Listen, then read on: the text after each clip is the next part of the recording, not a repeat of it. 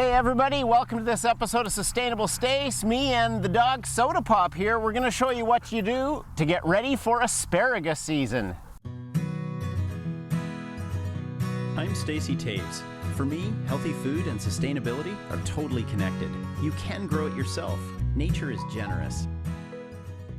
So welcome to this episode, guys. We're talking about asparagus that's already up and running and you're coming into the next season. Now, it might be hard to tell if you're not used to asparagus to believe that's what it looks like when it's finished. My asparagus, when I let it go at the close of harvest, gets up a meter and a half tall, and then the stalks die and wither. They're completely hollow and broken even after a wet winter. And here we are, and it's time to do something.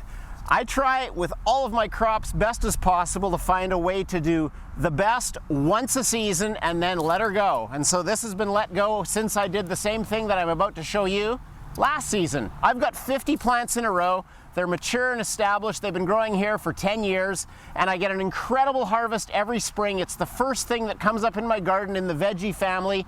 Right when the rhubarb's coming up is when the asparagus is coming up, and I just want to tell you what we're going to do today in a little part of this asparagus patch to show you how to dial it in so that you're going to be as ready as ever for a bumper crop of fresh organic asparagus when the season's upon you.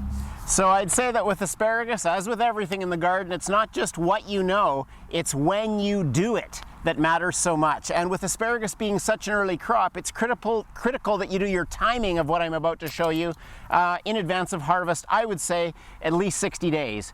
It's early March here where I live on the west coast of Canada, and my harvest of asparagus usually starts in about 2 months in early May. So we're 60 days out. I've just finished pruning all my fruit trees. They're done.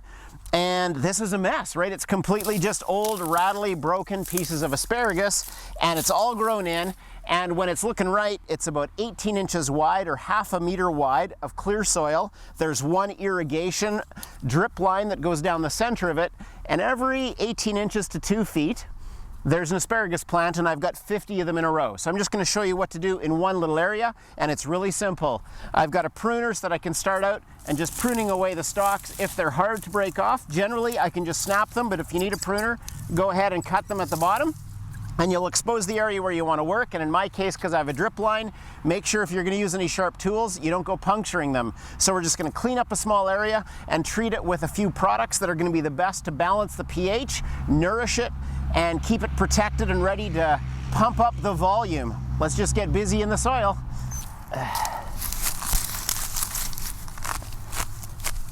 First thing I'm doing here is I'm just locating where my drip line is so that I know that I'm not going to puncture it as I get in here. And then for the most part, with a hand and a small pitchfork, I'm just going to start pulling up whatever's in the space of where I want to grow. And this is about the width of my asparagus patch right here, about 18 inches, maybe 3 to 4 hand spans across, half a meter-ish, and that's about enough area, and my asparagus are planted right in the center of that, right where the drip line is. The real key to doing 60 days out is not just so that you have time for the nourishment of the food you're going to put on here to work out and the pH to balance. If you're going to dig around with a pitchfork or any type of tool in your asparagus, you don't want to do it when the tender buds are about to come out. So I'm wanting to do it now, 60 days before harvest starts, so that I know that I'm not harming any of the potential plants that are going to come out and be ready to harvest, because nothing worse than having a harvest just about ready to go and then start breaking and damaging the actual stalks that you're wanting to harvest. I've got a variety of weed that grows in here, and it's got really tight roots, and it seems to relentlessly come in each season, but if I can get it pulled out at the start of the season, I'm off to the races. So I'm just going to work away on this for a bit, and let's do it.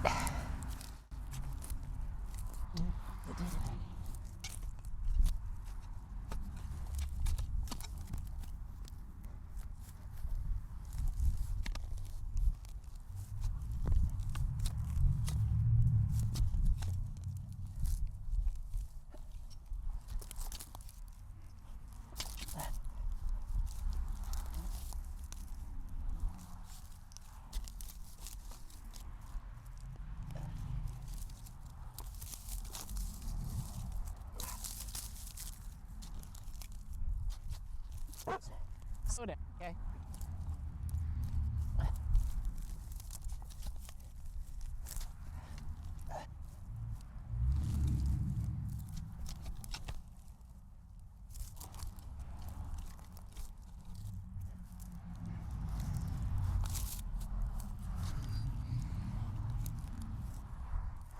Okay, as you can see now, I've got this area cleaned out nicely, right on the center of where I know my asparagus is growing, and all I've got here is a pail with some lime in it.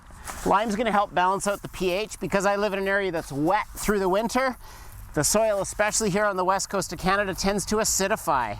So now with cleaned up soil and the weeds taken out of it, I lime the soil to balance it, and then I usually put two things on the soil additionally. One is some organic fertilizer that's gonna just put some quick releasing nourishment into there, and I've got a video on my channel, Sustainable Stace, for making your own organic fertilizer, so you can check that out.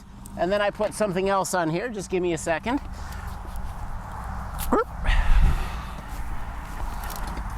Bring in the wheelbarrow here, and I've got a wheelbarrow's worth of, it's composted household food waste, so household compost, and rotted chicken manure. So I'm going to put some of that on as well.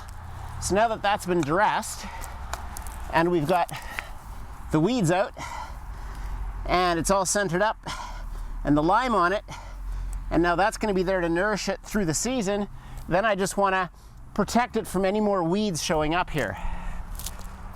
So coming back into frame here, all I'm going to do is cover it with a double covering of coffee sacks, which, as in so many cases in gardening, tend to be just the right dimension.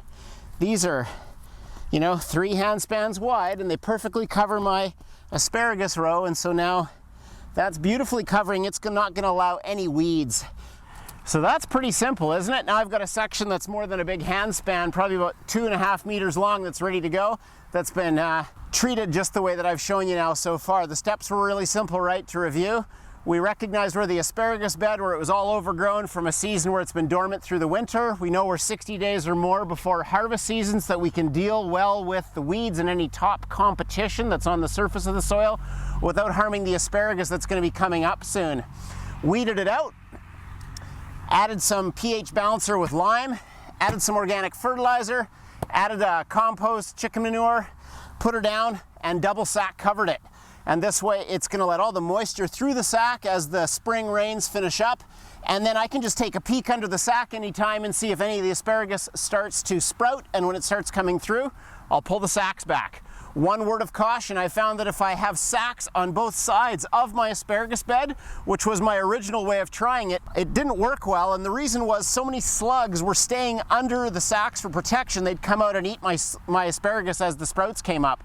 So if you have too much top cover or habitat for the slugs to hide under, that actually becomes a real problem. So you got to find a way to have a clear open patch of soil with your asparagus in the middle. Straw could work pretty well, but I think the slugs would come up under that, but it'll at least suppress the weeds. So have a good time getting your asparagus bed ready.